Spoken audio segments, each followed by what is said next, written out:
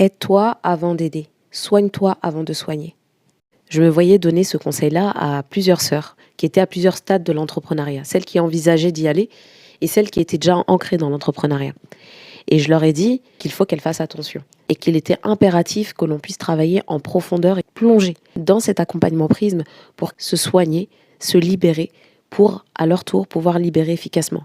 Parce que ce qui se passe, c'est que quand on se lance dans l'entrepreneuriat, qu'on a un business mais qu'on travaille intimement avec des humains, ce qui est compliqué, c'est que quand on a déjà des dossiers lourds avec sa maman, on peut être un danger pour les personnes. Je m'explique. Par un effet de miroir, quand ça se passe bien, il n'y a pas de problème.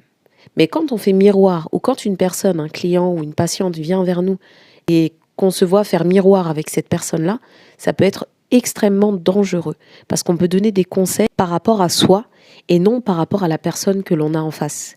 Parce qu'on sera